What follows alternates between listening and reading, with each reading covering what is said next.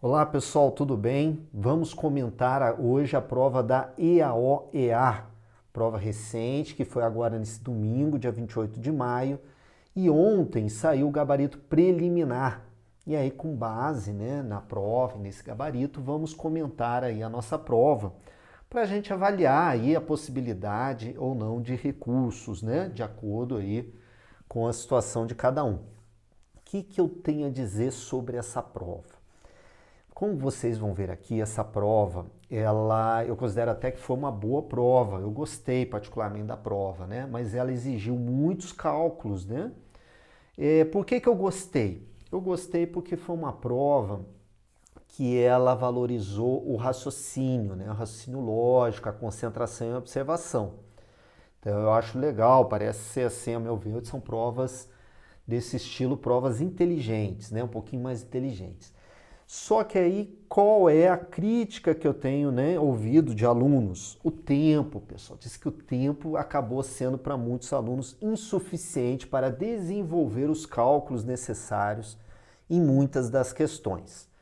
De fato, a banca podia ter ajudado um pouco mais, certas raízes quadradas de números quebrados. Quebrados que eu digo que não são aqueles inteiros de raiz quadrada, podia ter colocado lá, uma tangente de algum ângulo e tudo, podia ter ajudado um pouquinho mais. Mas, no geral, eu tenho para mim que a prova ela veio uma boa prova e tenho a impressão que veio de acordo com o nosso curso.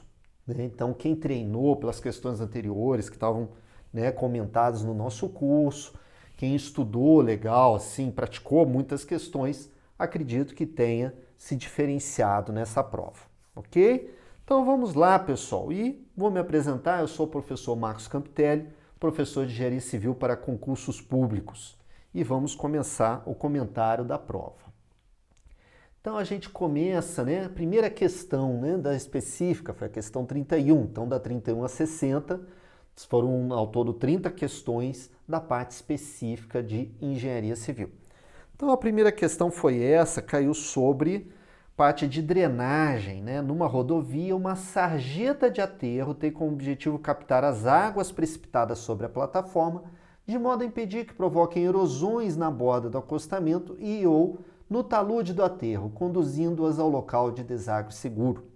A capacidade máxima de vazão de uma sarjeta de aterro será determinada pela associação das equações de Manning e da continuidade conforme apresentadas a seguir. Então, estão aqui as fórmulas, Marque a opção que representa corretamente as variáveis que aparecem nas duas equações acima. Pessoal, essa questão, a meu ver, não tinha dificuldade alguma.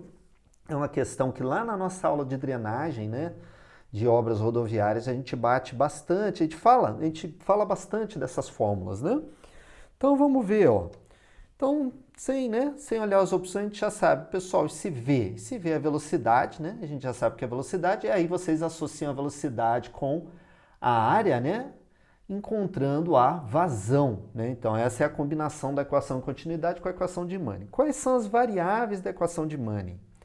Quem é esse Nzinho no denominador, pessoal? É o coeficiente de rugosidade, E o R, pessoal, é o raio hidráulico. Quem é o I? O I é declividade, Declividade da sarjeta. E o A, quem é o A? É a área molhada, ok? Então vamos ver aqui das opções. Então, V vazão, não, Já corta aqui. V vazão, então aqui pode ser uma dessas três, Q vazão, V velocidade e Q vazão. R, raio hidráulico, exatamente. N, coeficiente de rugosidade, perfeito. N, coeficiente de escoamento superficial, não, Esse aqui é outro método lá, que é o método racional. Coeficiente de rugosidade, beleza. Área molhada da sarjeta, beleza. Largura do implúvio, também não, Intensidade da precipitação também não. Declividade da sarjeta, beleza. Intensidade da precipitação não, E R, declividade, não, é o raio hidráulico. Então, letra B é o nosso gabarito, da primeira questão. Então, essa questão, para quem estudou, mesmo que medianamente, acertou, acredito eu, essa questão. 32. Após a drenagem das estradas, a água das chuvas tem dois destinos. Parte escorre sobre a superfície dos solos e parte se infiltra, podendo formar lençóis subterrâneos. Pode ainda ocorrer um terceiro aspecto pelo qual a água se comporta, que é a franja capilar, resultante da ascensão capilar a partir dos lençóis d'água, obedecendo às leis da capilaridade.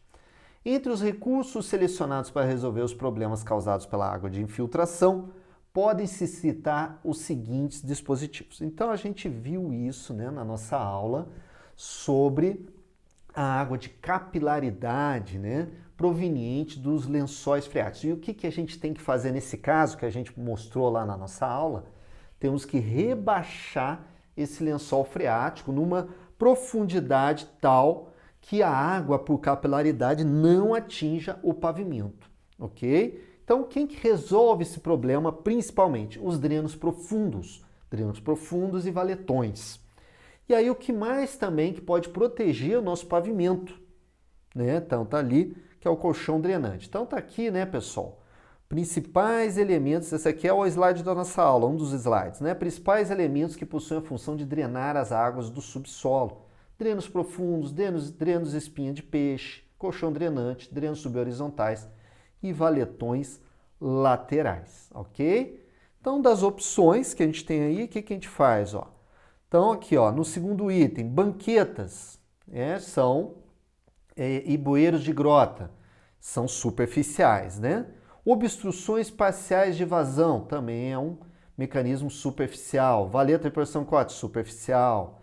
Escada de descida d'água, também é para tirar energia, né? Faz parte do sistema de drenagem superficial. Sarjetas e saídas d'água, também é superficial. Então, letra A é o gabarito, porque todos eles, os outros, né, trazem soluções de sistema de drenagem superficial.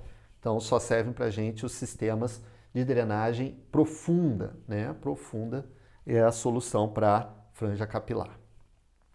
33. O traçado de uma via visto em planta é composto por retas em tangente, concordadas por curvas horizontais, que podem ser circulares ou circulares com trechos de transição. Assinale a opção que apresenta uma das funções geométricas proporcionadas pelos trechos de transição em tais curvas. E aí vem as 4 opções.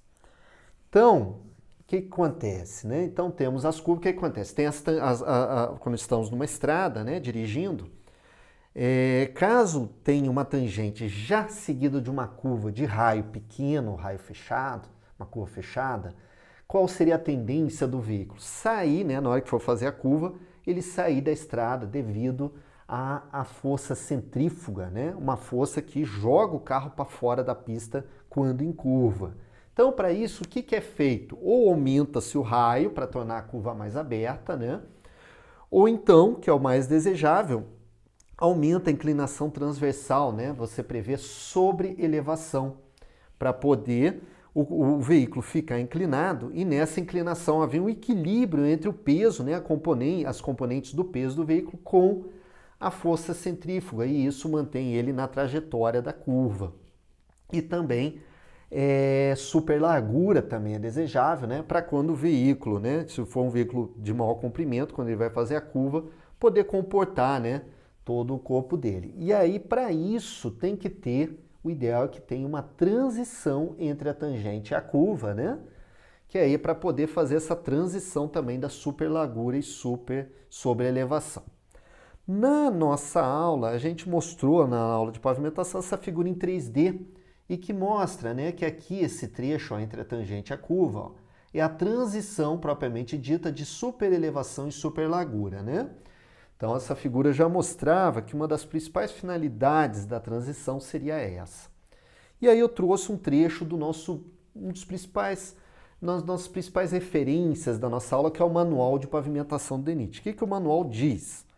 Nos casos de estrada de classe especial e classe 1, para curvas com raio menor do que 600 metros e estradas classe 2 e 3 para curvas de raio menor que 440 metros, será usada obrigatoriamente a transição em espiral, determinada de acordo com o item 724, ao longo do qual fará linearmente a transição para a superlargura e para a superelevação. Então, o próprio manual de pavimentação confirmando, né, uma das principais finalidades da transição, que é fazer a transição não só da tangente para a curva, por questões de segurança, mas também para superlargura e superelevação. E tem outra informação nessa afirmativa que tem a ver com outro item ali da questão, que é a questão dos raios, né? Vejam que a obrigatoriedade está para raios menores do que determinadas grandezas, né? Raio ou abaixo de 600 metros ou abaixo de 440 metros, a depender da classe da rodovia. Ou seja,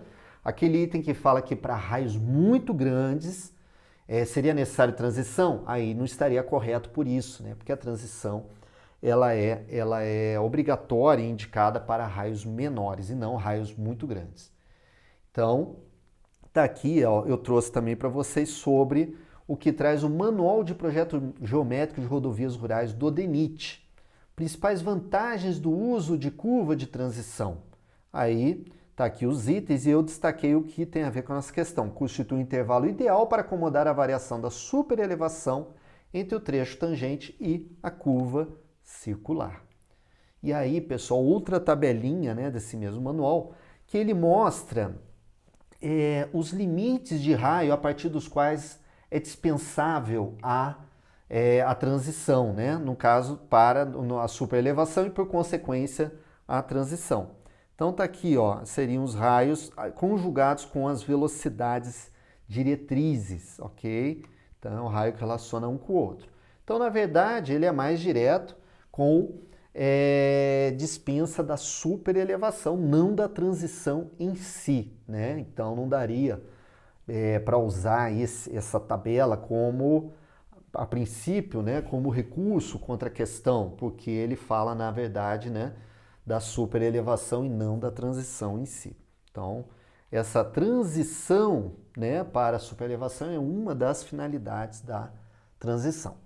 E os outros itens, né, garantir economia de material de revestimento, não é verdade isso, né, acaba não tendo economia por ter a transição, e uma melhor visualização dos veículos em sentido contrário. Na verdade, quem garante uma melhor visualização não é a transição para a curva horizontal, e sim transição para a curva vertical, ok? Então, a transição para a curva vertical é que tem a finalidade da letra C. Então, letra B seria o item correto.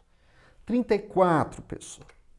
Uma estimativa do volume geométrico de terraplanagem pode ser obtida pelo cálculo da planilha de cubação.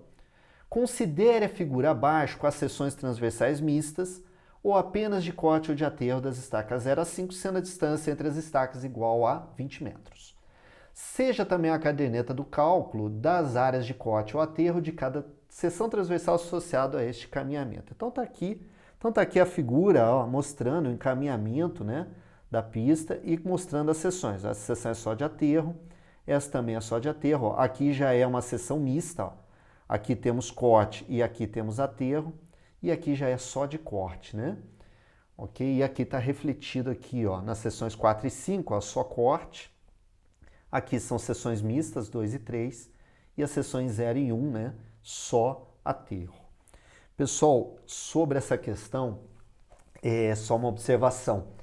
Na nossa dicas de véspera do curso, né? Lembra que eu fiz uma análise estatística com vocês das provas anteriores recentes da EAO-EA e a terraplanagem ela não entrava entre os principais itens. E aí o que eu conversei com vocês nas dicas de véspera? Pessoal, devido à finalidade, né? Devido à própria finalidade do serviço, né? do oficial engenheiro da aeronáutica, que é também trabalhar com a pavimentação dos aeroportos, eu acredito que a terraplanagem seja muito importante. Então, devido a isso, vamos também priorizar na revisão de véspera o tema de terraplanagem. E aí, o que aconteceu nessa prova? Realmente, surpreendentemente, vieram mais questões sobre terraplanagem. Então acertamos essa dica aí, foi um feeling, né, que a gente teve e acabou dando certo. Então, o que acontece aqui? Vamos lá. Analise as afirmativas abaixo. O volume geométrico total de corte da estaca 0 até a 3 é igual a 900 metros cúbicos. Então, de 0 a 3, ó, daria 900 metros cúbicos total de corte. 2. O volume geométrico parcial de aterro entre as estacas 3 e 4 é igual a 600 metros cúbicos. Os volumes geométricos totais de 0 a 5 se compensam. O volume geométrico parcial de corte é maior que o volume parcial de aterro entre 2 e 3. Ou seja, é uma questão que exigia calcular a estimativa dos volumes. E aí a gente mostrou na nossa aula qual é o método recomendado, né, pelo Manual de Implantação, né, de Rodovias do DENIT. Essa figura, inclusive, foi tirada de lá. Ó. Entre as estacas é calculada a área média, né, multiplicado pela distância entre as estacas, ok? Então essa é a fórmula de estimativa de volume que temos que usar nessa questão. Então está aqui a nossa questão, né? Vamos aos cálculos. Então, item 1, o volume geométrico total de corte de 0 a 3 é igual a 900. Como é que a gente calcula? Ó, entre as estacas, o que acontece? Por que eu pulei aqui? Ele só quer saber o corte. Então, entre 0 e 1. Por que eu não calculei entre 0 e 1? Porque a área de corte de 0 e da estaca 1 é nula, né? Então, não dava para calcular o volume de 0 a 1 porque a área de corte é 0. Só que entre 1 e 2 começa a haver corte, né? Então ele vai variar de 0 a 20 metros quadrados a área de corte, né? Da estaca 1 e 2. Então, entre as estacas 1 e 2, o volume é igual a média das áreas, 0 mais 20, né? Botei igual a fórmula 2 depois, mas podia ter posto aqui 0 mais 20 dividido por 2 vezes 20. Então vai dar quanto isso aqui? Ó, vai dar 20 vezes 20 por 2, 10, 200 metros cúbicos. E entre 2 e 3, ó, entre 2 e 3 as áreas de corte são de 20 e 50. Ó. Então 20 mais 50 vezes 20 sobre 2, que é igual a 700. Então o volume total 900, item 1, correto. Item 2, o volume geométrico parcial de aterro entre as estacas 3 e 4 é de 600. Vamos ver? Parcial de aterro entre 3 e 4. Então entre 3 e 4, tá aqui, ó, temos a área aqui, ó, 30 e 0, né? Então vai ser 30 mais 0 vezes a distância das estacas dividido por 2. Vai dar quanto? 300. Então, tá errado, né? Não é 600. Aqui, ó, os volumes geométricos totais de corte e aterro de 0 a 5 se compensam. Então, aqui exigiu, né? Então, esse tipo de questão com muitos cálculos, né? Que acabou também, ao mesmo tempo, ela é fácil, mas prejudicou o candidato por causa do tempo, né? Mas não tinha jeito, pelo menos assim, a solução a princípio seria calcular, né? Então aqui, ó, é o corte. Então a gente já tem calculado aqui anteriormente, né, o corte de 1 a 3, né, de 0 a 3. Então, bastava complementar entre 3 e 4, né, 50 e 80, dividido por 2, 1.300. Entre 4 e 5, 80 mais 120, dividido por 2 vezes 20, igual a 2.000. Somando tudo, vamos ter um corte total de 4.200 metros cúbicos. E o aterro, mesmo procedimento para as áreas aqui de aterro, né? Feito tudo, vai dar o total também 4.200, ou seja, os volumes totais, né, geométricos totais, entre corte e aterro se compensam. E a 4, o volume geométrico parcial de corte é maior que o volume geométrico parcial de aterro entre as estacas 2 e 3. Então, entre as estacas 2 e 3 temos 800 metros cúbicos de aterro e 700 metros cúbicos de corte. Portanto, é maior, de corte é maior? Não, né? Errado, é menor, né? O de aterro tem 800 e o de corte tem 700, tá? Errado. Então, apenas 1 e 3 estão corretas, letra B, ok? Então, foi uma aposta aí que a gente fez e que acabou dando certo. 35, mais uma questão sobre terraplanagem, né, que fez parte também da nossa aposta. Então, numa terraplanagem, ao movimentar os materiais solo, seja quando este é removido de sua posição original para o possível transporte, ou mesmo quando vai utilizá-lo como material para um aterro em função de um rearranjo das partículas ou grãos, este solo pode sofrer empolamento ou contração. Para controlar os volumes de corte, transporte e aterro, uma construtora solicitou um laboratório de solos determinar a massa específica do terreno natural de uma jazida, ou seja, né, o corte, do material solto, transporte, e do material compactado, aterro, obtendo os seguintes valores respectivamente. Massa específica do corte, 2 toneladas por metro cúbico. Massa específica do solo solto, 1,6 toneladas por metro cúbico. E massa específica do aterro, 2,5 toneladas por metro cúbico. Com base nos valores acima, os fatores de empolamento e de contração deste material em percentagem são respectivamente iguais a. Então, essa questão poderia até ter uma polêmica de nomenclatura, né? Por quê? Porque o Manual de Implantação de Rodovias do DENIT, ele prevê que o fator de empolamento, esse termo, fator de empolamento, é um valor menor do que 1, ou seja, seria o peso específico solto dividido pelo peso específico do corte, ou então o volume do corte dividido pelo volume do solo solto. E aí, o termo correto para o que a questão queria, de acordo com o Manual de Implantação de Rodovia, seria empolamento. Então, o empolamento, seria de tanto. E o fator de contração. O fator de contração veio correto.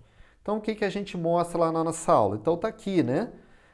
O que tem no Manual de Implantação Básica de Rodovia. Fator de empolamento é volume do corte dividido por volume solto. Isso aqui costuma dar menor do que 1, né? E o empolamento é o inverso, né, do fator de empolamento. Só que aí o que a gente sempre explica para vocês na aula? Pessoal, o que interessa na questão, né, tem que ser pelo gabarito. Então, se vocês estão olhando o gabarito ali, as opções, 20%, 35%, 25%, 30%, significa que a questão está querendo o quê? Está querendo saber a expansão do solo. Então, independente que isso não é a primeira questão, são já algumas questões que fazem essa confusão entre empolamento e fator de empolamento. E aí, pelo contexto da questão, dá para saber se ele está querendo a expansão, né? Então, nesse caso, 20% os valores baixos de percentual, então ele queria a expansão. Por exemplo, contração, 70%, 80%, 90%, aí sim ele queria de fato a contração em si do jeito tradicional. E aí na aula a gente mostrou aqui, né, o fator de contração é o volume compactado dividido pelo volume no corte. E aí, pessoal, tá aqui os cálculos, né? O empolamento tá aqui, né? É o peso específico do solo no corte pelo solto. Então dá 2 dividido por 1,6 menos 1 vai dar 25%. E o fator de contração é que é igual a gente viu lá, é volume do compactado dividido pelo volume no corte, que é igual ao inverso, né, de peso específico, 2 por 2,5 igual a 0,8, igual a 80%. Beleza? Letra C, 25% e 80%. 36. 36 é mais intuitiva, né? Uma rocha é um corpo sólido natural resultante de um determinado processo geológico formado por agregados de um ou mais minerais arranjados segundo condições de temperatura e pressão existentes durante sua formação. As rochas podem ser caracterizadas pelas suas feições macroscópicas ou microscópicas.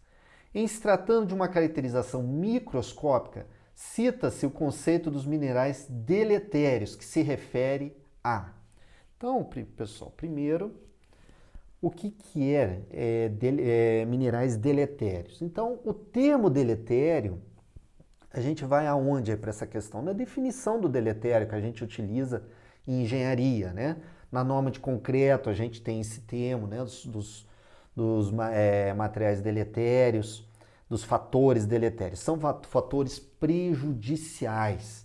Então, minerais deletérios são minerais que prejudicam. Prejudicam quem? Prejudicam o concreto, podem prejudicar outros materiais, ou seja, prejudicam a finalidade, né, a que se utiliza na engenharia. Então, isso seria a definição de minerais deletérios. E aí, o que nós temos aqui, né, pessoal? As microestruturas, ou seja, estruturas de dimensões microscópicas, são determinantes para a maior ou menor resistência das rochas? Não tem nada a ver, né? Aos minerais que podem provocar efeitos prejudiciais, sim, quando da sua aplicação numa obra, como, por exemplo, um certo agregado para o concreto, né? Aqueles agregados que provocam aquele efeito expansivo, né? Então, eles têm esse efeito, eles acabam desagregando, né, o concreto.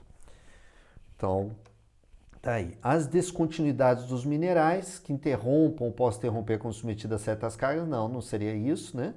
E tamanho variado dos grãos, tal, também não. Então, letra B, né, já vai direto ao ponto dos efeitos prejudiciais de acordo com a definição, né? Então tá lá deletério que possui um efeito destrutivo, danoso ou nocivo. E aqui outra questão. Os ensaios de compressão endométrica são especialmente realizados para o estudo de recalques das argilas saturadas. Esse processo de deformação pode se desenvolver lentamente em virtude do tempo necessário para que a água saia dos vazios do solo devido à baixa permeabilidade das argilas. A esse processo denomina-se adensamento dos solos. O resultado desse ensaio de adensamento pode ser desenhado no gráfico abaixo, com as abscissas indicando o logaritmo das pressões aplicadas, né, aqui as pressões aplicadas, versus o índice de vazios na ordenada. Então, quanto maior a pressão, menor o índice de vazios. Ao longo desta curva do ensaio, ocorre normalmente uma linearidade denominada por Terzaghi de reta virgem, e a inclinação dessa reta denomina-se de índice de compressão, que, embora seja positivo, indica uma redução do índice de vazios quando as pressões aumentam. Para o gráfico da figura acima, com sua respectiva caderneta de ensaio, a estimativa mais próxima do valor do índice de compressão é. Então, tá aqui o gráfico, né, pessoal? Os índices de vazios, ó, eles vão diminuindo de acordo com que vai aumentando a tensão vertical, né? Aqui, ó, e aqui o trecho reto. E aqui são os valores de acordo com as tensões verticais correspondentes. Ok? Então, o que acontece? Então, a questão, ela explicou em parte, mas realmente essa questão, para acertar mesmo, tinha que ter já visto algo parecido, né? Difícil deduzir lá na hora da prova, mas o que nós temos aqui, ó? Nós temos, ó, esse trecho reto aqui. E a fórmula, como é que é a fórmula de Terzaghi, né, do índice de compressão? Ele é a diferença entre o índice de vazios, né? Então seria o índice de vazios é 2 menos é 1, né? O índice de vazios, ele considera o índice de vazios, o que interessa é essa inclinação. Então interessa um ponto aqui no alto e outro ponto aqui embaixo da parte reta. Então interessa a diferença nesse delta E, dividido pelo log, aí que tá, pelo log, porque aqui é logaritmo, né? E na verdade, originalmente seria log de P2 menos log de P1, que aí dá log de P2 dividido por P1.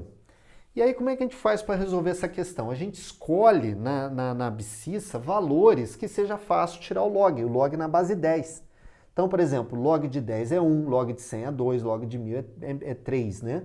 Porque o log, o resultado dele é o expoente, né? O expoente que dá o resultado. Então, por exemplo, log na base 10 de 1000 dá 3, porque 10 elevado a 3 ao cubo é igual a 1000. Então, é isso. Então, o que a gente vai ter aqui? A gente vai ter aqui, ó, a gente pega valores o quê? 100, né? A gente pega aqui, ó, na parte reta, o 100 e o 1000, que são valores já redondos para o log, ó. Então, vai dar isso aqui e vai dar aqui. O que vai dar aqui correspondente? Vai aqui na tabela, né? Vai dar o 305 e vai dar o 1,95.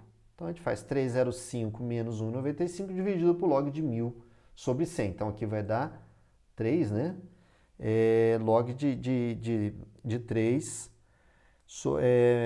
sobre 2, né? Log de 3 sobre 2, que na verdade, né, deixa eu anotar aqui.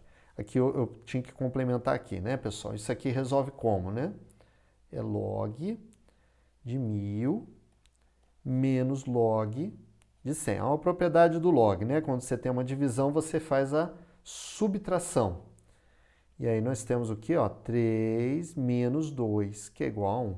Então o denominador é 1. Então vai ficar simplesmente a diferença de 3,05 para 1,95 igual a 1,1. É o gabarito dessa questão. Então é uma questão um pouquinho mais específica, né? Fácil para quem já conhecia essa fórmula, né? Mas é uma questão assim mais difícil de lembrar qual seria a fórmula a utilizar. Questão 38. Foi executado um levantamento topográfico obtendo-se a caderneta planimétrica abaixo, né? Então ela dá x, y e os pontos. E ele deu esses vários mapas aqui, A, B, C e D. Ó. Ok? Então a gente tem aqui, ó, na abscissa x, na ordenada y. E tem aqui, né, as linhas de de altitude. Então aqui dá a cota também. Então como é que a gente faz para escolher? Pessoal, eu particularmente, o que eu vou? Eu vou num ponto extremo. Qual seria o ponto extremo? O topo, né? Vou escolher aqui o quê? A cota mais alta. Qual é a cota mais alta? 210 metros. Então eu vou aqui nesse P10. E ele está dizendo que o P10 está em 138 e 138. E aí eu vou buscando aqui. Então aqui, ó, vamos ver aqui, ó, 138, 138. Tá aqui, ó. Então tá aqui, 138 e 138. Então tá mais ou menos aqui assim, né? Então tá mais ou menos aqui. Tá mais ou menos aqui o ponto, ó. Então a gente tem o que aqui, ó? Então a gente tem aqui o 200, ó, aqui, ó. Cadê o 200? Aqui, ó, o 200. O 200 está vindo aqui, ó. 200, certo? Aí aqui nós temos, ó, o 205, aí aqui o 210 e aqui temos o 215. OK? Então aqui, ó, aqui mesmo dá para ver melhor aqui, ó. Aqui é 200, aqui seria o 200, porque aqui ele é de 5 em 5, né? Olha só. Aqui temos 1, 2, 3, 4, 5. Então é de 2 em 2, pessoal, na verdade. Não é de 5 em 5, não. 2 em 2, né? 2 em 2 entre esses valores. Então temos aqui, ó, 202. Então esse aqui é 202. E esse aqui, ó, é 204, ó. Na verdade, esse aqui é 202. Esse aqui, ó, é 204.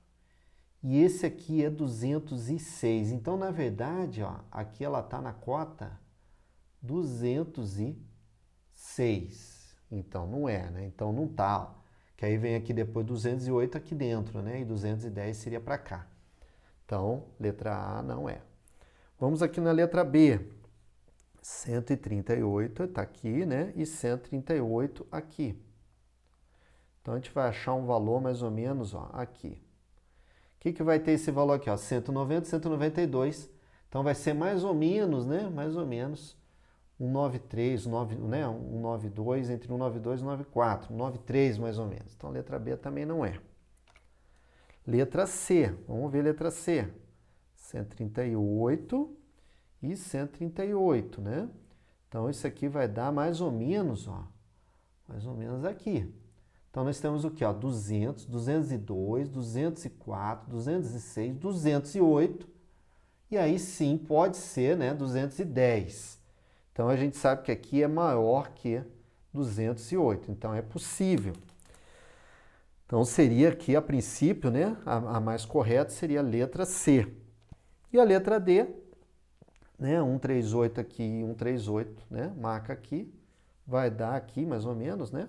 Você vê que dá menos 190, ó, 182, 184, dá mais ou menos 186, também não é letra D. Então, voltando aqui para a letra C, pessoal, o que acontece aí nessa letra C? Tem alunos que estão contestando, né? Estão contestando essa questão, porque não tem indicado a linha do 210, né? Então, a gente tem que subentender que dentro daquele trecho do 208, estaria o 210, mas não teria um ponto confirmando, ou um pequeno trecho confirmando o 210 em si. Então está tendo contestação nessa questão por conta disso.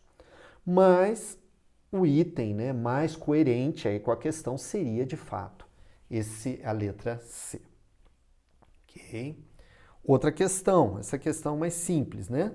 Considere dois pontos A e B, distantes graficamente de 16,5 centímetros, presentes numa planta topográfica de escala 1 para 5.000. Considerando a cota no ponto A de 103,45 e B de 95,2, a inclinação de A para B em percentagem é igual a. Então não tem dificuldade, né? Só geométrico, tinha que saber só o seguinte. 1 para 5.000, essa escala, o que significa? Se está em centímetro ali, cada centímetro em planta corresponde a 5.000 centímetros na realidade. E quanto que dá 5.000 centímetros? Dá 50 metros. Então, cada centímetro corresponde a 50 metros. Então, para saber a distância horizontal entre A e B, era só multiplicar 16,5 por 50, né? Aí vai saber a distância horizontal em metros, aí você tem a diferença de cota em metros, divide um pelo outro, vai ter inclinação em percentual. Então, o que vamos ter aqui? Ó?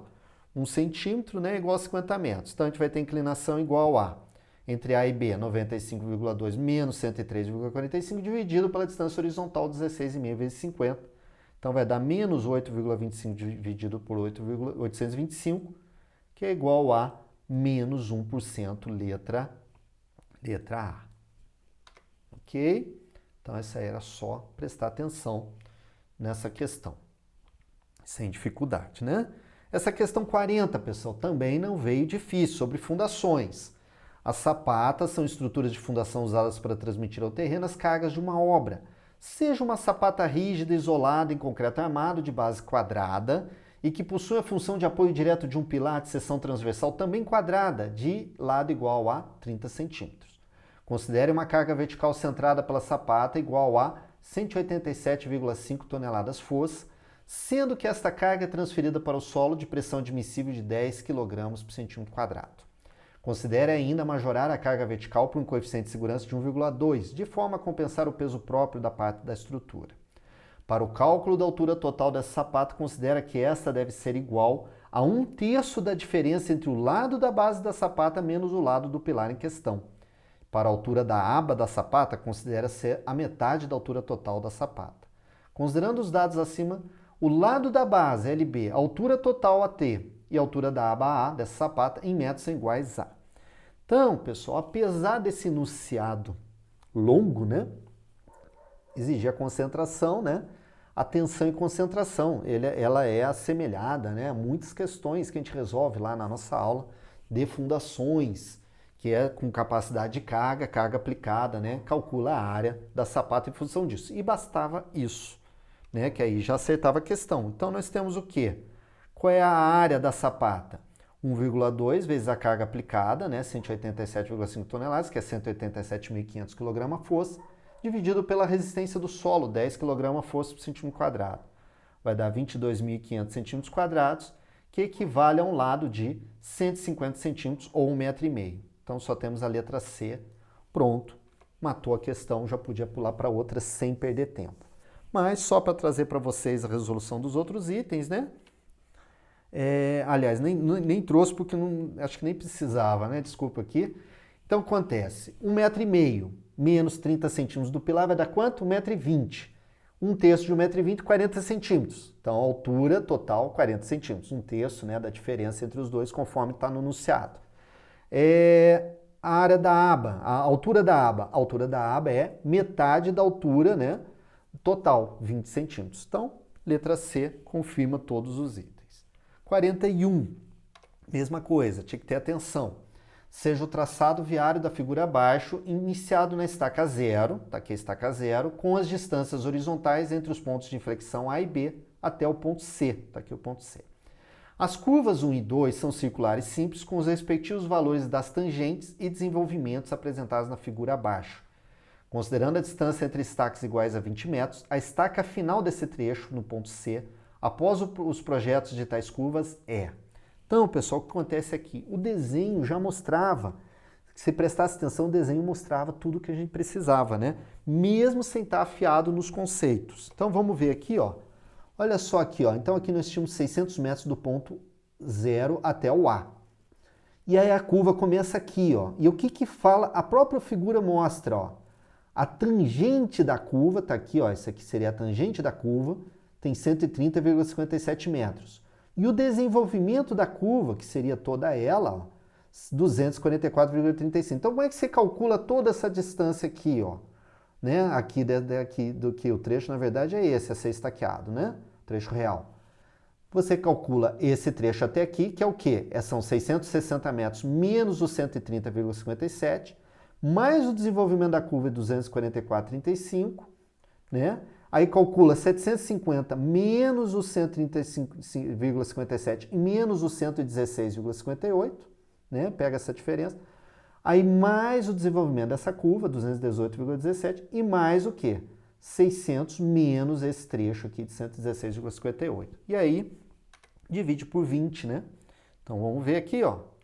Então tá aqui a resolução, ó. Qual é o comprimento? Igualzinho eu falei para vocês, ó, 660 menos os 130,57, mais 244,35, mais 750, menos os 130,7, menos 116,58, mais o 218,17, menos o 116 e mais o 600, ou então mais, você devia ter mudado essa ordem, né? Vai dar 1978. 1978,22 por 20 dá 98,911, que vai dar 98 estacas mais 0,911 de uma estaca, que é 20 metros, né?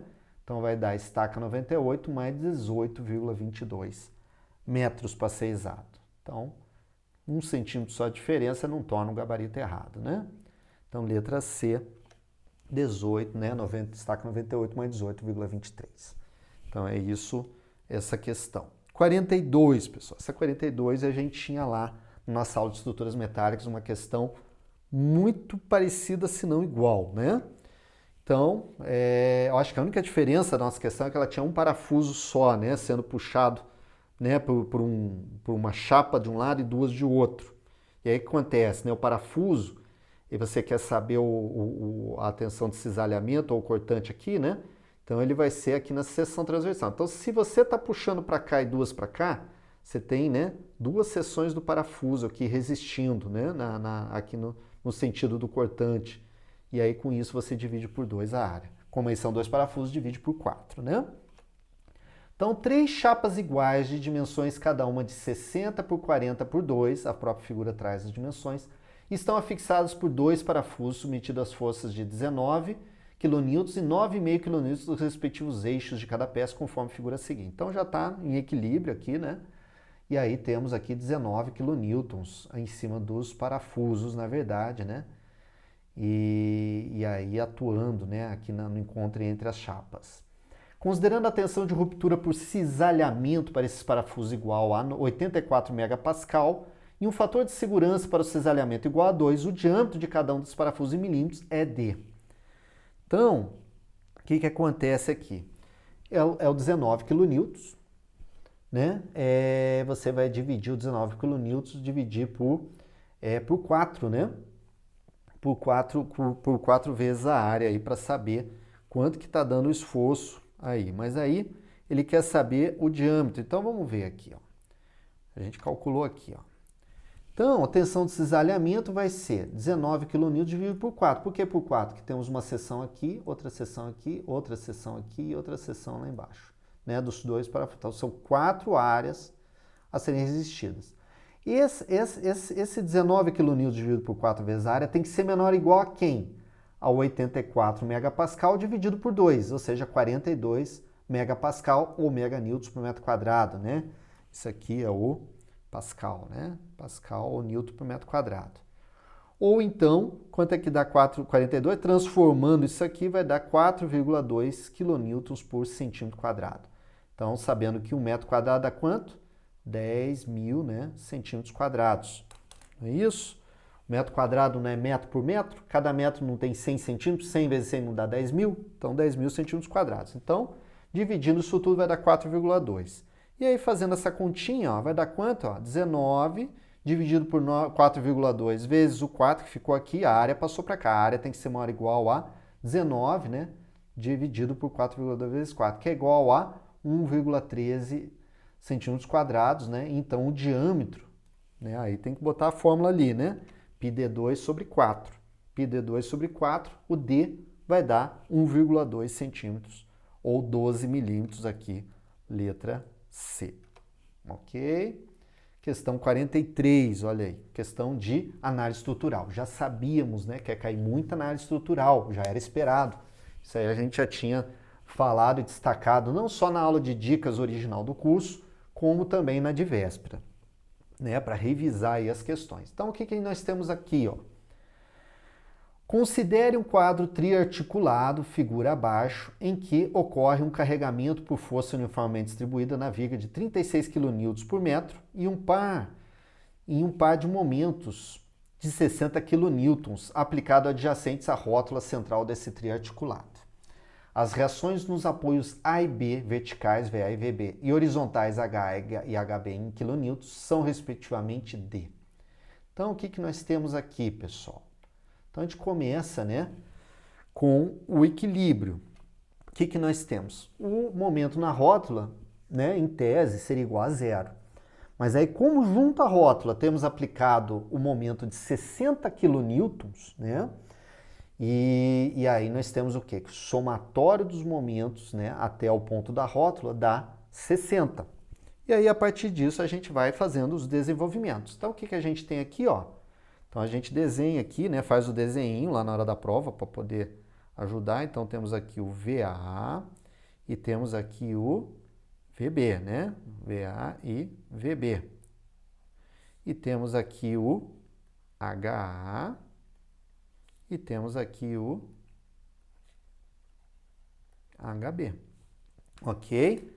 E aí, a partir disso, a gente faz o equilíbrio. Então, temos o quê? VA vezes 4, que é a distância até a rótula, né? Ortogonal. VA vezes 4, né? Então, a gente considera positivo esse sentido aqui, né?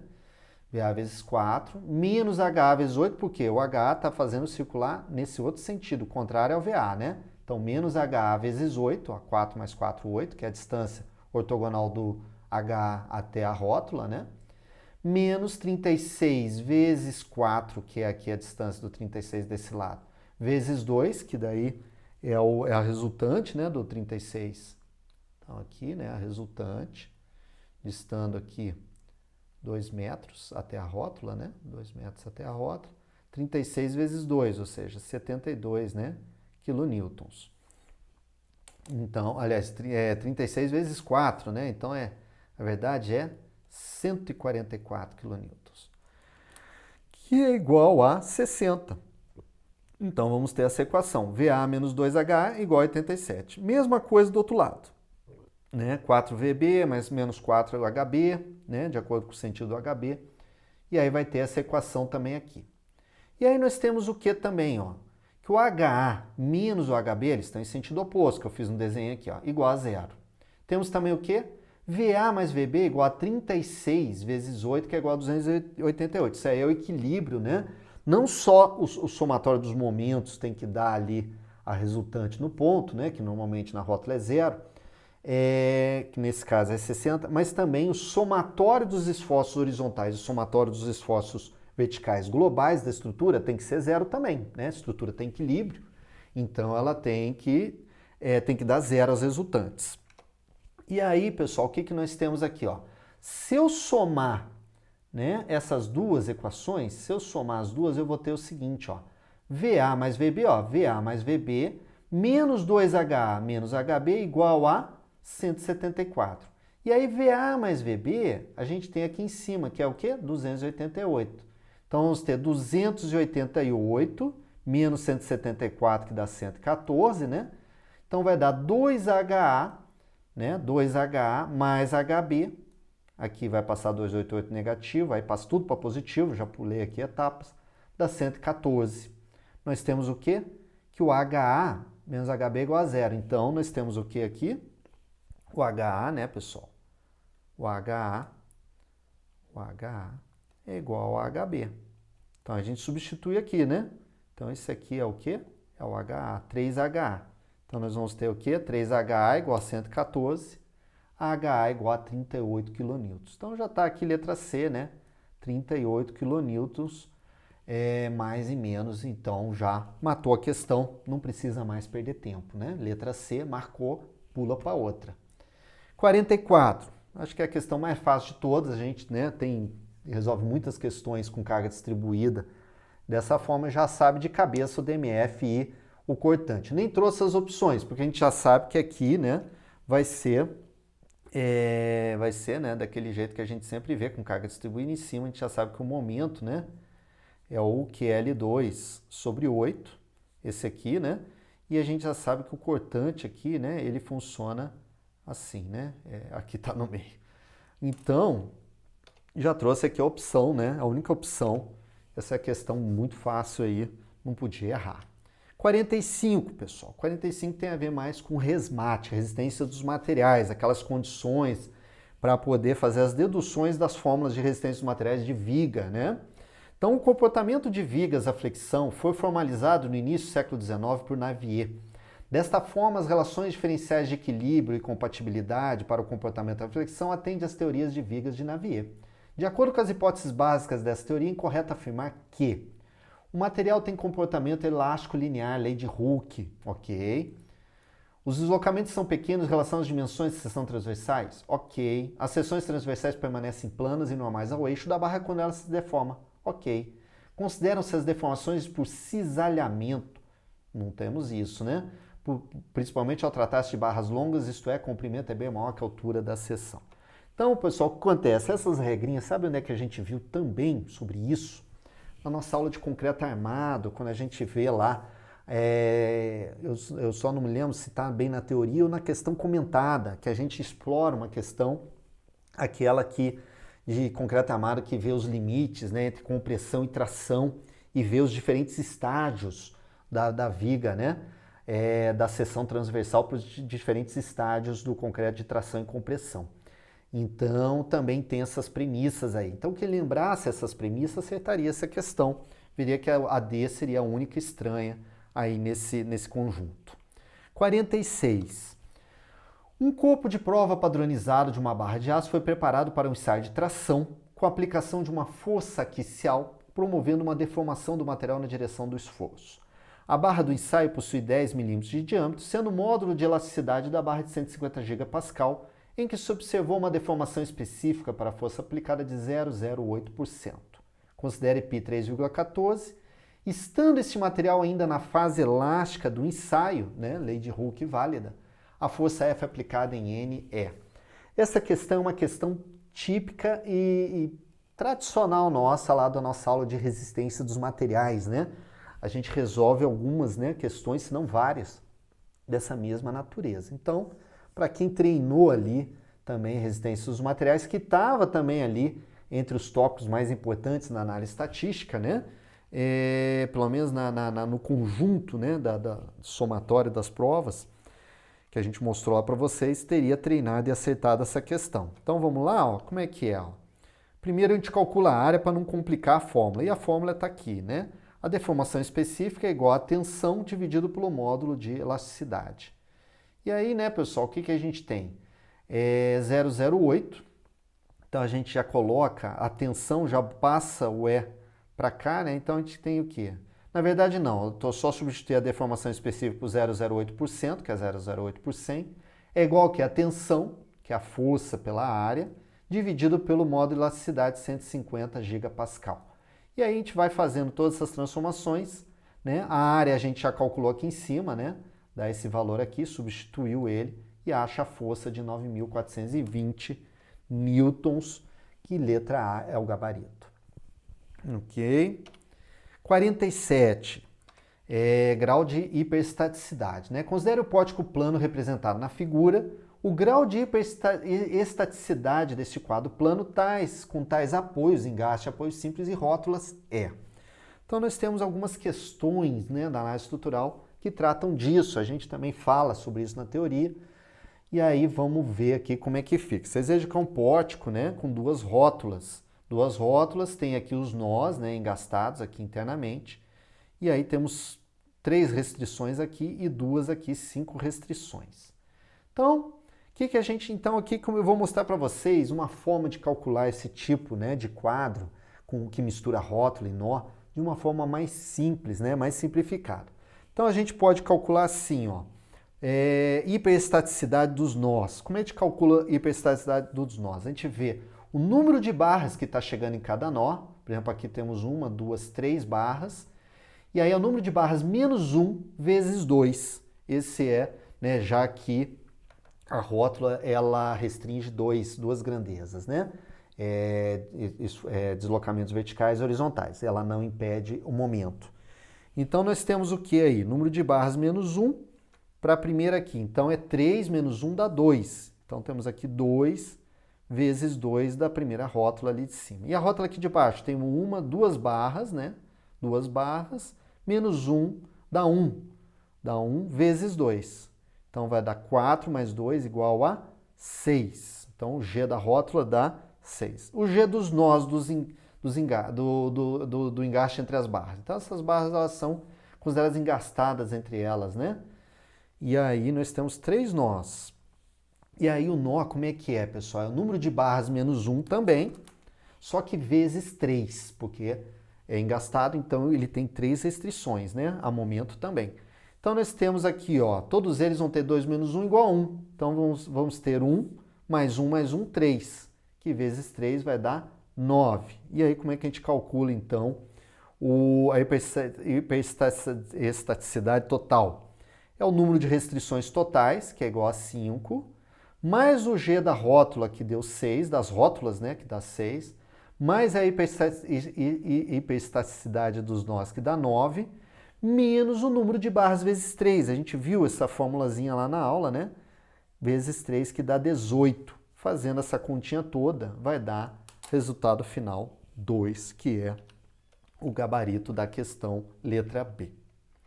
E agora essa da sapata, né, pessoal? Calcular o volume da sapata. Então, sabendo que o peso específico do concreto é 2.500 toneladas por metro cúbico, o peso dessa sapata em toneladas é. Então, aí a questão é saber a fórmula do tronco de pirâmide, né? Então, muito difícil lembrar disso. E aí a gente tem uma questão lá que a gente resolveu para vocês na aula de análise orçamentária. Não sei se vocês vão lembrar, mas tinha uma aula lá, tinha uma questão lá que a gente deduzia como é que calculava esse volume. Como é que a gente calcula esse volume aí, pessoal? A gente vai desmembrando. Então, nós temos o quê? Nós temos esse paralelepípedo aqui embaixo de 100 por 80 por 10 centímetros, né? E temos aqui em cima o tronco de pirâmide. Esse tronco de pirâmide pode ser dividido como, pessoal? Ele pode ser dividido, a gente pode dividir esse pedacinho aqui dessa parte onde vem o pilar, né? De 20 por 25. Então temos aqui, ó, em planta, né? Vamos dizer aqui em planta. Nós temos aqui o pilar aqui de 20 por 25, né? 25 por 20.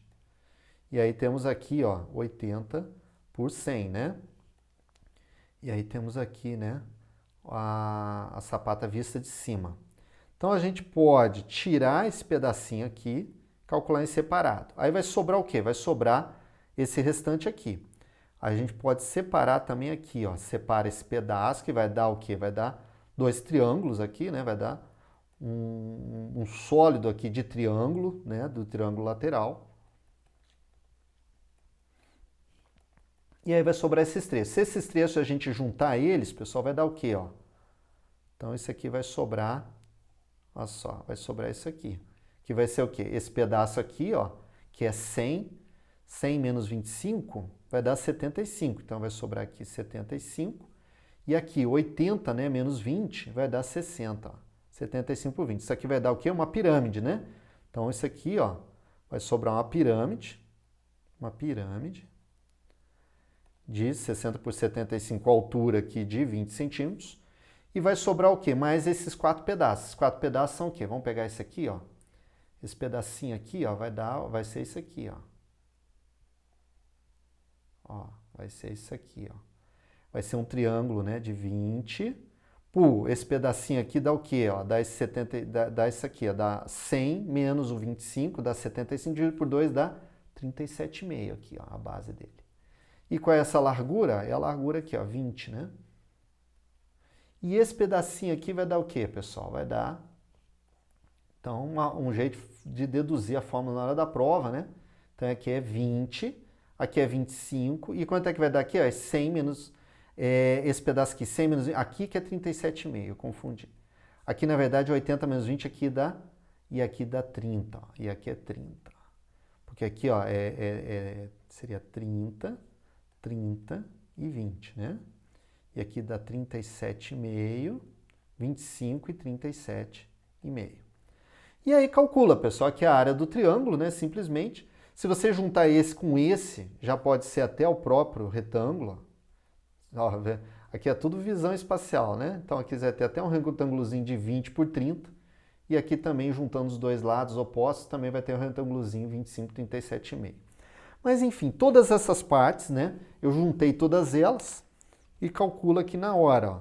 Volume 1 aqui do primeiro aqui do paralelogramo aqui embaixo, né? Do paralelepípedo, aliás. 100, né? Ou seja, 1 por 0,8 por 0,2 por 0,10. Então aqui o V1, ok? E o volume 2 do tronco de pirâmide vai dar o quê? 0,3 por 0,2 por 0,25. Quem é 0,3 por 0,2 por 0,25? Tá aqui, ó. 0,3 por 0,2 por... aliás, cadê o 0,25? Tá aqui, né? Isso. Então aqui, na verdade, aqui em cima eu confundi. Aqui é 20, né? e aqui é 25. Pronto. Então vai ser isso aqui, só que eu falei que isso aqui se juntava com outro e formava 2 aqui, né? Então vai ser 0,3 por 0,2 por 0,25, ok? Como são 2, ó, porque senão seria dividido por 2 era o triângulo, mas como já tem 2, já é isso aqui, esse volume ali. Depois a mesma coisa para o outro, né, que é esse aqui. E aí mais esse trecho aqui, ó, esse trecho aqui enxuriado, né, que é o quê? 0,2 de altura por 0,2 por 0,25. E mais a área dessa pirâmidezinha aqui, que vai dar esse valor aqui, ó. Aí vai dar isso aqui tudo, que somando com mais esse aqui, né, que dá 008, né, isso aqui dá 008. 008. Somando 008 com 0015, tal, vai dar 0,15 metros cúbicos. Multiplicando por 2.500, né, ou 12,5 toneladas por metro cúbico, vai dar 0,375 toneladas, que é a nossa letra C. Ou seja, gasta tempo, né? Gasta tempo. Aqui eu já vim com as continhas prontas. Então imagina, né? Tem que fazer todas essas continhas, né, pessoal? Então é complicado para quem não lembrasse diretamente a fórmula do tronco de pirâmide, beleza? E aí, confesso para vocês, como eu não me lembro do tronco de pirâmide, quase nunca lembro, não tenho isso de cabeça, no máximo da pirâmide, eu resolveria dessa forma na hora da prova. Questão 49. O agregado é um material granular, geralmente inerte, com dimensões e propriedades adequadas para a preparação de argamassa ou concreto. Este, segundo a norma 12.655, pode ser leve, com massa específica de 2.000 kg por metro cúbico, ou denso ou pesado, com massa específica de 3.000 kg por metro cúbico. Entre os agregados de elevada massa específica, classificados como denso ou pesado, estão incluídos. Aí vem aqui as opções, né? Pessoal, o que a gente vê dessas opções? Eu, pelo menos, para mim fica mais claro, as opções de agregados leves, né? Que eu estaria excluindo. Por exemplo, vermiculita, eu já sei que é leve, que é como se fosse acho que é como se fosse estilo uma argila expandida ou um material muito parecido. Então aqui vermiculita eu já cortaria. E agregado expandido de argila também já cortaria, sobrando a letra A. Só que aí por questão de experiência, eu já sei, por exemplo, que a barita é um agregado pesado usado inclusive para proteção, né? Proteção de revestimentos contra radiação, né? Então, por exemplo, ambientes hospitalares ou ambientes de clínicas, né, que tem que fazer raio-x, a gente acaba revestindo, né? Então, eu já tive essa experiência, trabalhar com fiscalização em projetos de hospitais, e aí eu lembro que a gente usava essa barita, né? A gente especificava ela. Magnetita e limonita são, né, para quem tiver mais conhecimento sobre rochas e tudo, são rochas assim mais para o sentido rochas metálicas, né? Então acabam sendo mais pesados. Então daria para acertar também tendo esse conhecimento, ok? E aí vem o que tem na própria norma 12655, ó. Ele especifica agregados leves, né, conforme fala a questão, né, peso específico menor que 2.000, e dá exemplos, ó, agregados expandidos de argila, escória siderúrgica, vermiculita, ardósia e resíduos de esgoto sinterizado e outros. E agregados pesados, ó, barita, magnetita, limonita e hematita. Então tá aí, para quem lembrava, estudou essa norma. A gente até nas dicas falou, pessoal, essa norma 12655 é importante, né? E ela tem sido cada vez mais cobrada. Então tá aí, mais uma vez ela foi cobrada. E aqui, pessoal, a norma, né, 12655 estabelece ensaios de controle de recebimento e aceitação para cada tipo e classe de concreto a ser aplicado numa estrutura. Desta forma, devem ser realizados ensaios no caso de concreto autodensável, de acordo com as normas de ensaios para um correto controle de recebimento e aceitação do material. Então, a gente corta aquele limite de liquidez e plasticidade e é aplicado a solos, né? É ensaio para solos argilosos, plásticos. Espalhamento poderia ser, né? Habilidade e ultrassom. Não, ultrassom não é para recebimento, né? No máximo com a estrutura já pronta. Flow test, pela sua respectiva granulometria, abatimento do tronco. Vamos ver. Consistência pelo abatimento do tronco, de cone e espalhamento. Pessoal, essa letra D tem tudo a ver. Por quê? principalmente a gente mata pelo espalhamento associado a concreto autoadensável. Quando é que a gente viu isso? Na aula da nova norma 14931, a nova norma 14931, quando a gente gravou lá o vídeo para vocês, né? Também tem na aula teórica. Ele fala o seguinte, ó, a nova versão da NBR 14931 remete às NBRs 12655 e 7212. Pedido do concreto, informações mínimas, FCK, classe de agressividade ambiental, dimensão máxima característica do agregado gaúdo e classe de consistência, no caso de concreto autoadensável, classe de espalhamento. A gente falou sobre isso, que o espalhamento ele é inerente ao concreto autoadensável e que isso é importante vocês saberem. E nesse caso conseguia matar a questão graças a esse conhecimento de que o concreto autoadensável é associado ao espalhamento. E aí matava a questão. Questão 51, também outra que já era esperado, né? A gente também destacou que é o planejamento e controle um dos assuntos mais cobrados na EAO-EA. Então, um diagrama PET-CPM, né? E ele pede, sendo o evento 1 iniciado na primeira data de início igual a 0, a duração total do projeto até o evento 6 em unidades de tempo é igual a. Então a gente está careca de fazer esse tipo de questão, basta achar aí o caminho crítico, né? O caminho crítico de todos os caminhos possíveis, acaba sendo o mais longo. Então vocês começam aqui, ó, 5 com 8 dá 13. 13, aí aqui tem 9 e aqui tem 4. A gente vai pelo, aliás, 8 a gente já veio para cá, né? 8, aí aqui tem 4 com 4 e 6. Então a gente vai por esse 4, 4 que é mais longo, ó. Então dá 13, 13 com 4, 17. 17 com 4, 21. E aí 21 com 12 dá 33.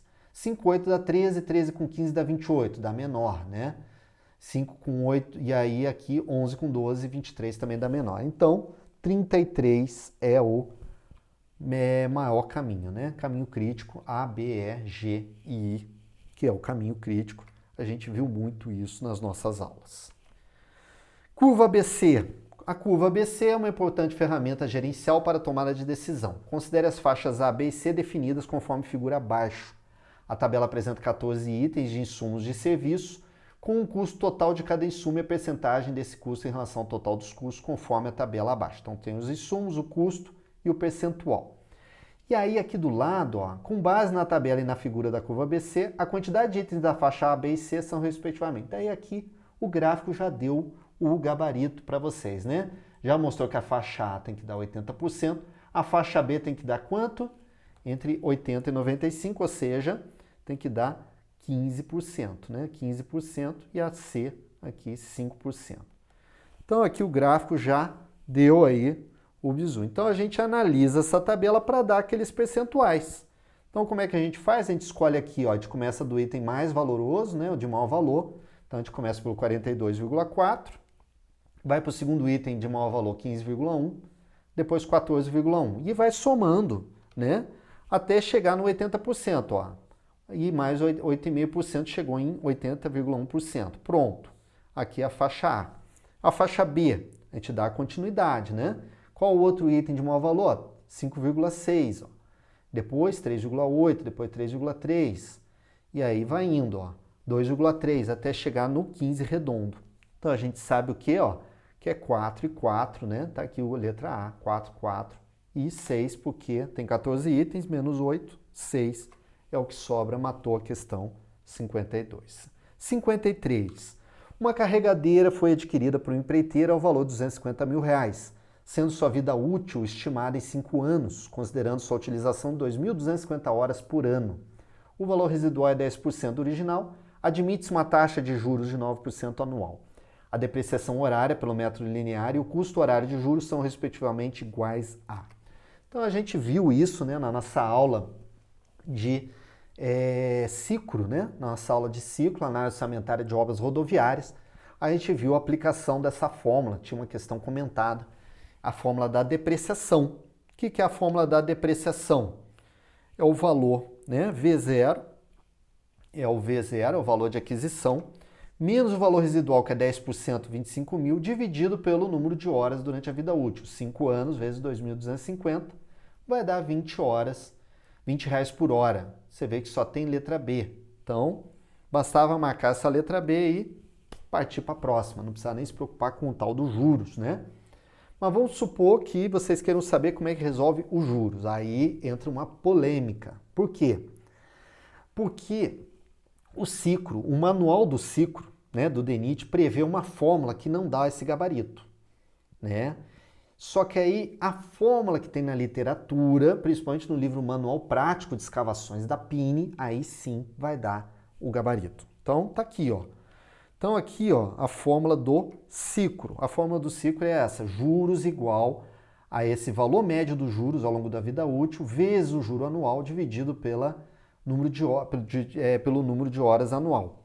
Como é que é a fórmula, pessoal, do ciclo, né? Aqui eu vou botar aqui, ó, ciclo.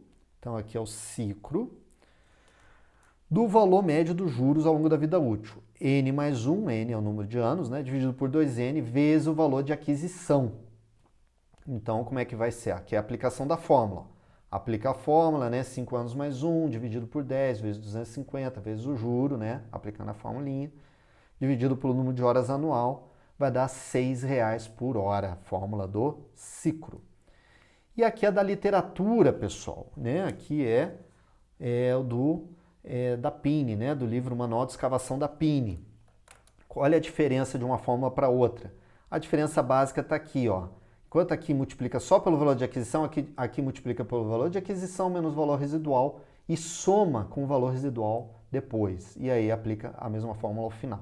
Olha quanto é que dá a aplicação dessa fórmula. Aí vai dar R$6,40 por hora, que é de acordo aqui que está na letra B do gabarito. Entendido?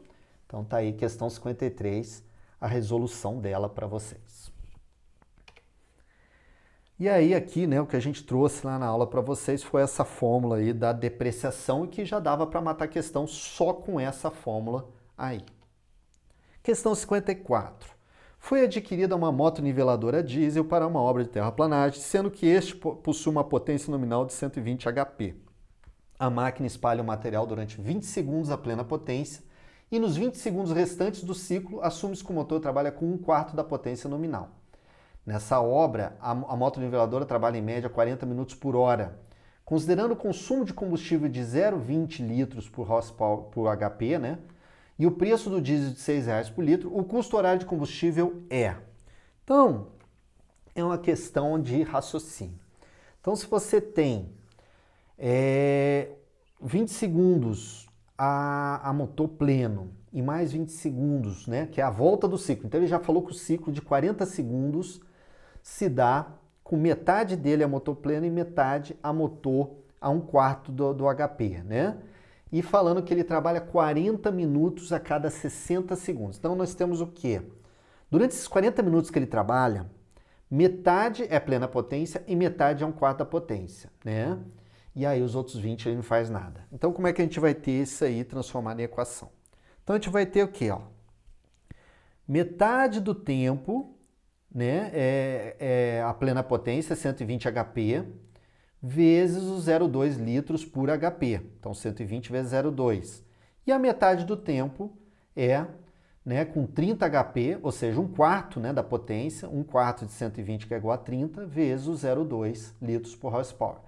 Vezes, né, ele quer saber o custo horário, vezes os 40 minutos dividido por 60, que é a proporção do tempo, né, disponível por hora em que ele realmente está ali trabalhando, indo e voltando, né, a carga cheia e carga parcial, né, 1/4 só da carga. Então, e aí você multiplica pelos R$6 por litro, né, e vai dar R$60 por hora. É uma questão assim de dedutiva, né, você analisa os dados da questão e vê quanto é que dá, ok? Então tá aí uma questão bem elaborada, a princípio bem elaborada. 55. Alguns ensaios visam determinar parâmetros de resistência, deformabilidade e permeabilidade do solo, sendo que alguns deles também fornecem estratigrafia local. Alguns parâmetros são obtidos diretamente e outros por correlações. Associe as colunas relacionando os ensaios com suas respectivas definições e aplicações, e aí vem as sequências. Então, pessoal, a gente faz isso como? O que acontece? As definições, algumas delas a gente trazia nas nossas aulas. Por exemplo, na aula de sondagem, a gente falou do ensaio, falava muito do ensaio de palheta e do piezocone também, ou seja, do cone. Então, esses dois ensaios, para quem estudou e lembrava, já conseguia acertar essas, né? E aí, o que acontece? Essa aí é a norma 6122 de 2022. Apesar de falar 2019, depois tem outra questão aí, mas ela já é chamada de 2022 devido a alterações. Então, o que acontece? A gente começa aqui. Eu, por exemplo, mesmo sem lembrar das definições, eu comecei a pensar, ver aqui, ó, uma prova de carga direta sobre o terreno. Eu já associo o quê? Com ensaio de placa, né, pessoal? Ensaio de placa é um ensaio que tem a ver com uma prova de carga direta sobre o terreno, né? Ensaio de palheta, aí eu lembro lá da aula, né? A gente lembra da aula, para quem estudou, que é usado para resistência ao cisalhamento de solos moles, ou seja, não drenados. Lá a gente fala, né? Não, situação não drenada, mas principalmente cisalhamento de solos moles é um ensaio de palheta. Só aqui a gente já tem aqui, ó, já mata a questão, 3, 2, ó, e o resto já vem automático. Ó, ensaio dilatométrico, ó, possui diafragma, né? Que é aplicado uma pressão de Graz. Então aqui, ensaio dilatométrico. E aí, assim por diante, né? O ensaio do cone, cravação contínua de uma ponteira composta de cone e luvas de atrito, é usado para determinar a estratigrafia e pode ser indicado para a classificação do solo. A gente viu isso na nossa aula de sondagens, ok? E aqui o pressiométrico. Então tá aqui as definições na norma 6122, pessoal. Todos eles estão lá na norma 6122. Ok? Questão 56, agora sobre fundações. Então, quem assistiu nossa aula matava facinho essa questão, né? Então, sobre o projeto de execução de fundações, segundo a norma 6122, informe V ou F para as assertivas e marca a opção. A estaca raiz é a estaca executada por perfuração do solo com sonda ou piteira? Acabou, nem precisa continuar, né? Já sabe que é falsa, porque sonda piteira, pessoal, a gente mostrou lá, são palavrinhas-chave. É a palavrinha-chave de qual fundação? Estaca Strauss. Então pronto, já está falsa a primeira aqui, né? Então aqui, falsa. A segunda, a estaca Strauss é a estaca armada e preenchida com argamassa de cimento-areia. Qual é a estaca de argamassa de cimento-areia que a gente mostrou lá com uma grande característica dela, específica dela, inclusive? A estaca raiz. Então acabou, né? Então trocou aqui estaca raiz com Strauss. Então aqui é a raiz, né? A argamassa de cimento-areia é a raiz. Então a gente já tem que é falso, falso. Só tem um item aqui, ó, que é falso, falso. Ó, a letra B, ó. Então já matou aqui a letra B. Já matava essa questão 56 e já pulava para a próxima. 57. A protensão é uma técnica utilizada para aumentar a resistência do concreto e é amplamente utilizada na construção civil. Sobre o concreto protendido, é correto afirmar que... Letra A. No caso, a armadura ativa, beleza, a armadura ativa já é o termo usado para concreto protendido, né? É usada para introduzir forças antes da fase de utilização da estrutura, correto? De tal forma que sejam eliminadas ou reduzidas as tensões de tração com as cargas em uso. Perfeito, sem nenhum erro, já a letra A. Então, né, a nossa aula, a gente tem lá a aula de concreto protendido, e aí, acho que até tem questão já muito parecida com essa lá, e que aí já fica, não tem dúvida, né? A letra A não tem erro. A proteção, ela serve ou para anular ou minimizar as tensões de tração quando a estrutura estiver em uso. As outras não precisa nem analisar, mas as outras aí, se vocês analisarem, cada um vocês vão ver. Por exemplo, a outra já fala de concreto armado, que não é o caso, né? É concreto protendido, e falam coisas assim que não tem nada a ver. Então não era difícil também essa questão. 58. Considere uma areia em que foram feitos 3 ensaios de compressão triaxial, obtendo os seguintes resultados. Então, o fato de ser areia já facilita, porque não tem a coesão, né? E aí mostra o ensaio 1, né, com esses resultados, o 2 e o 3, né? A tensão principal e a tensão de desvio, né? Desses ensaios foram construídos 3 ciclos de Mohr correspondentes ao estado de tensão de ruptura, conforme figura abaixo. A partir desse, pode ser construída uma envoltória de resistência pelo laboratorista. Considerando o ensaio de cisalhamento direto nessa areia, com a mesma compacidade e com uma tensão normal aplicada a 225 kPa, a tensão de cisalhamento para ruptura para o inteiro mais próximo deve ocorrer em... Então, pessoal, o que acontece? Isso aí é aquela fórmula, né? Tensão de cisalhamento igual a coesão, que no caso é 0, mais tensão vertical, né? A tensão vertical ou ortogonal ao plano, né?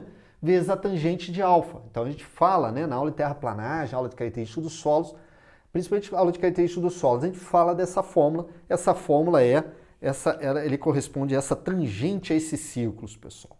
Então essa fórmula decorre dessa tangente aos círculos obtidos pelos ensaios, né, da tensão principal e tensões de desvio.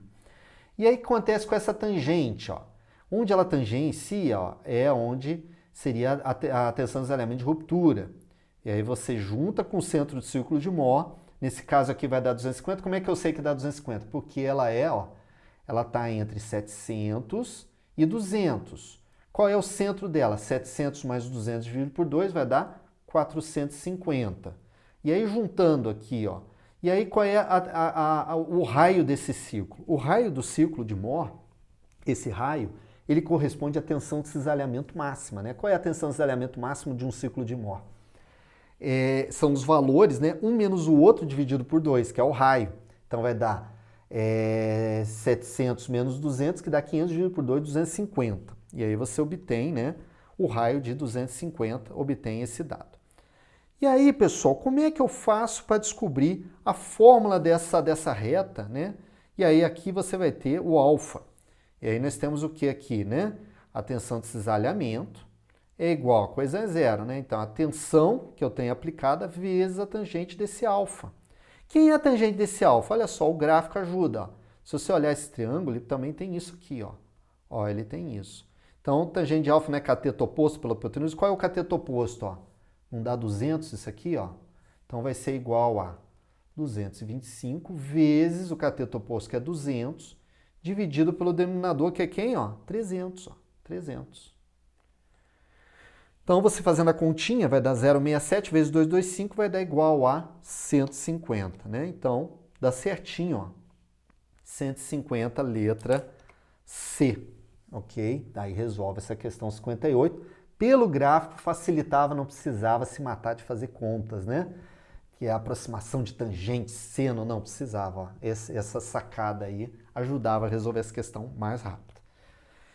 Questão 59. Pessoal, essa questão 59 eu considero a mais polêmica da prova e a mais difícil, falar a verdade. Até pelo texto em si, né? Esse texto provavelmente foi tirado de algum artigo, né, específico. E eu confesso que eu não encontrei o gabarito, não consegui confirmar o gabarito. Mas aí, né, vocês comentam aí, a gente discute. As leis de comportamento do concreto são escolhidas entre algumas desenvolvidas por diversos pesquisadores, e para os métodos de dosagem são empregados tais modelos que governam a interação das principais variáveis. Analise as afirmativas abaixo quanto à Lei de Abrams de 1918. Então veja que ele especifica a Lei de Abrams quando ele publicou lá em 1918. E aí tá aqui as alternativas 1, 2, 3 e 4. E aí a gente pode até ler, mas o que acontece? Tem que saber um pouquinho sobre a Lei de Abrams. O que a Lei de Abrams falava basicamente? Abrams fez mais de 50 mil ensaios lá na época, lá nos Estados Unidos, e chegou a certas conclusões. Principal conclusão, a resistência do concreto varia preponderantemente pela relação água e cimento. Só que a relação água e cimento que ele calculou em 1918 era em volume. Depois, em 1932, né, um outro autor, que eu vou mostrar para vocês, um outro cientista, chegou à conclusão de que o ideal era que usasse a relação água-cimento em massa. Mas o Abrams, Lei de Abrams mesmo, usou em volume. Outra consideração, ele considerou que a escolha dos agregados em si não influenciava tanto na resistência do concreto. E sim, ele chegou num índice que influenciava mais, seria o módulo de finura. E ele deduziu uma fórmula que associava o módulo de finura apenas ao diâmetro máximo característico do agregado. E aí qual era a importância desse módulo de finura? Era conseguir o mínimo de água possível para se obter a trabalhabilidade. Outra novidade trazida por Abrams foi medir a trabalhabilidade por meio do ensaio que a gente tem muito parecido hoje de Cone, né? O ensaio de Cone, que é o ensaio de abatimento. Então foi trazido também por Abrams. Então são as grandes premissas trazidas por ele. E lendo esses itens, pessoal, eu confesso que eu não consegui ter certeza de qual item que seria o correto. Por quê? O item 1 seria o que pareceria mais correto, né? Para os mesmos materiais empregados, a resistência do concreto depende somente da relação água-cimento. alterada a relação água-cimento, inicialmente em volume para a massa AC. Pessoal, em 1918, pelo que eu pesquisei das premissas, ele não transformava para massa. Isso quem fez foi outro autor depois. Ele só usava em volume, então esse item 1 não estaria correto. Aí os outros seriam de outros autores. Só fiquei na dúvida na 4, adotaram o valor, mas também não tem muito a ver porque o foco dele é água-cimento e não esse item 4. Então fiquei em dúvida dessa aí. Né? Letra A, o gabarito deu letra A, apenas uma verdadeira. Não tenho certeza qual seria essa verdadeira até agora. Então eu trouxe aqui para vocês a teoria de diferentes autores trazidos aqui para essa fonte, ó. Esse artigo, ó, trazidos aqui, ó, vocês pegam aqui esse endereço e vocês podem ver o artigo como um todo, muito, muito bom esse artigo, fala sobre a tecnologia do concreto. E aí, pessoal, temos aqui, ó, modelo de Powers, conforme já apresentado, ou lei de Abrams de 1918. Aí, beleza, a resistência de um concreto numa determinada idade é inversamente proporcional à relação água-cimento. E aí a fórmula, né? FCJ igual a K1 dividido por K2 elevado à relação água-cimento, só que ela é em volume. Essa original 1918 é em volume, não tem aquele negócio em massa do item 1. Então tá aqui a principal premissa do Abrams, né? Da lei de Abrams de 1918. Né? Seria essa fórmula aqui, ó. E K1 e K2 depende, né, de outros fatores. Lei de Lise. Lei de Lise de 1932. Fixados o cimento e agregados, a consistência do concreto fresco depende preponderantemente da quantidade de água por metro cúbico de concreto. E aí trouxe a fórmula. Pessoal, isso aqui é o quê? Letra 2, né? E número 2 aqui, ó. Fixar o cimento e agregados em massa e dessa forma a consistência do concreto fresco depende preponderantemente da quantidade de água por metro cúbico de concreto. Foi exatamente o que falou a Lei de Lise de 1932. Então não é a lei de Abrams. Ou então, se for, você vê que tem outro autor que assumiu isso aí, então não dá para dizer que é um ou outro. Lei de Priskulnik ou Quirilos. O consumo de cimento por metro cúbico de concreto varia na proporção inversa da relação entre massa seca de agregado e cimento. Ou seja, é o item 3, né? Então, o item 3 seria desses autores aqui. Ok? E vamos ver o que mais, né? Aí eu trouxe mais sobre a lei de Abrams, né? Existe uma estreita... Isso aqui, ó, esse artigo aqui que eu trouxe aqui embaixo, essa fonte, ó, vocês clicam, né? Tentam acessar ele aí. Essa fonte, ela traz um artigo que seria a tradução literal da lei de Abrams, lá de 1918, né? Claro que tem uma análise em cima da lei de Abrams também, mas é uma tradução literal da própria lei de Abrams. E aí eu trouxe alguns trechos para vocês, né? Para vocês depois darem uma olhada, ok? Então aqui a consideração de cada um deles, né? Então não consegui descobrir e confirmar qual seria o gabarito. E aí eu trouxe aqui um pouco mais sobre os artigos, né? Para vocês conhecerem mais sobre eles, né? Aqui é falando que o Lise, em 1932, mudou a relação água-cimento, né? Para a massa, né? Em vez de ser em volume, ó. Então vê, ó, foi Lise que mudou, então o item 1 teria mais para o Lise do que para o Abrams. E aí os demais, né? Os demais itens aí da lei de Abrams, ó. Para vocês aí, vocês dão um pause no vídeo e veem como é que funcionava, né? Ok? Olha lá quanta coisa que eu trouxe. Eu achei bem interessante, né? As premissas, não dá para menosprezar, né? Apesar de ser 1918, Abrams fez ensaios com mais de 50 mil amostras, com todas as composições possíveis de agregados e tudo mais, desde a argamassa até agregados mais graúdos, né? Com muitas relações água-cimento, e chegou em conclusões que são conclusões aí que trouxeram ensaios que a gente usa até hoje, exemplo do ensaio de abatimento. E aí a questão 60, né? Última questão. Considere os seguintes parâmetros de projeto para a determinação da dosagem do concreto pelo método ABCP, especificamente do consumo de cimento. FCK igual a 20 megapascal, que é a resistência do projeto. FCM em 28 dias, que é a resistência média de dosagem aos 28 dias para o ábaco, majorada pela equação. Então ele já deu a equação, ó. FCK, né, mais 1,65 de SD. SD é o desvio padrão da dosagem. Considere aqui a condição de preparo A, ou seja, SD igual a 4. Uso do cimento CP32. E aí o consumo de água 190 litros por metro cúbico. Ou seja, ele deu, né, tudo que era necessário para poder deduzir a solução. E aqui, ó, ele deu para gente, né, o ábaco. E aqui está o ábaco. Então o que ele fala esse ábaco? Tinha que prestar atenção no que falava o ábaco. Olha só. Esses valores aqui correspondem ao que? Ó? Resistência normal do cimento. Não é concreto, cimento, pessoal. Aí qual é o nosso cimento lá? É o CP32, ó. Então essa aqui, ó, é a reta inclinada que nos interessa. E qual é a resistência do concreto? A gente tem que atingir qual resistência na obra para poder garantir o FCK de 20 megapascal, pela probabilidade, né? Para ter lá pelo menos 5% de chance de não ter o 20 megapascal atendido, ou mais de 95% de chance de ter o 20 megapascal atendido. 20 mais 1,65 vezes 4, que é 26,6 megapascal. E aí, colocando aqui, a gente vai ter o quê? Ó? Cadê o 26,6 aqui? Ó?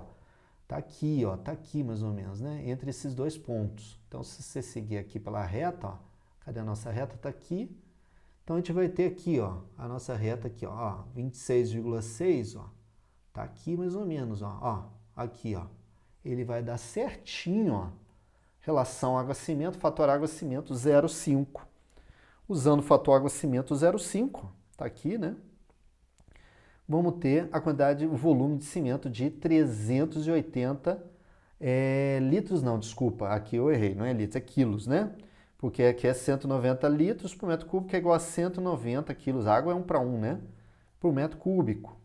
Então aqui vai dar 180 quilos, né?